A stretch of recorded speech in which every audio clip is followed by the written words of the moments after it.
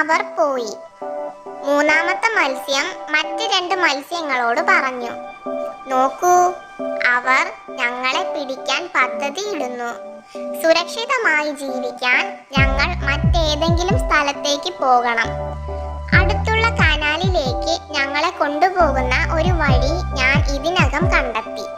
തുടർന്ന് നമുക്ക് ഒരു പുതിയ തടാകത്തിലെത്താം. രണ്ടാമത്തെ മത്സ്യം പറഞ്ഞു, അതെ, ഞാനും കേട്ടു. എന്നാൽ അവർ മടങ്ങി വരില്ലായിരിക്കാം. അല്ലെങ്കിൽ വിദൂര സ്ഥലത്ത് മത്സ്യബന്ധനം നടത്തിയേക്കാം. നാളെ അവരെ കാണുമ്പോൾ നമുക്ക് അതിനെക്കുറിച്ച് ചിന്തിക്കാം.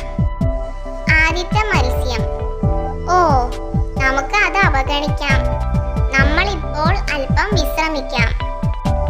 ബുദ്ധിമാനായ മൂന്നാമത്തെ മത്സ്യം മറ്റ് രണ്ട് മത്സ്യങ്ങൾ അനുഗമിക്കാൻ വിസമ്മതിച്ചതിനാൽ രഹസ്യ വഴിയിലൂടെ ഒറ്റയ്ക്ക് അടുത്തുള്ള തടാകത്തിലേക്ക് നീങ്ങി.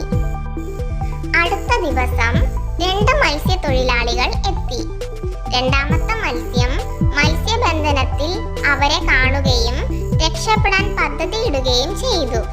മീൻപിടുത്ത വലയിൽ കുടുങ്ങിയതിനാൽ ചത്തു. മത്സ്യത്തൊഴിലാളികൾ അത് വീണ്ടും തടാകത്തിലേക്ക് എറിഞ്ഞു. രണ്ടാമത്തേത് രക്ഷപ്പെട്ടു. ആദ്യത്തെ മത്സ്യമായ മടിയന് മത്സ്യത്തൊഴിലാളികളുടെ സാന്നിധ്യത്തെ കുറിച്ച് അറിയില്ലായിരുന്നു. താമസിയാതെ അത് പിടിക്കപ്പെട്ടു. എങ്ങനെ രക്ഷപ്പെടണമെന്ന് ചിന്തിക്കുന്നതിന് മുൻപ് അവനെ കുട്ടയിൽ ഇട്ട് ഏതാനും മിനിറ്റുകൾക്കുള്ളിൽ ജീവൻ നഷ്ടപ്പെട്ടു. മുൻകൂട്ടി ആസൂത്രണം ചെയ്യുന്നത് ജീവിതം എളുപ്പമാക്കുന്നു.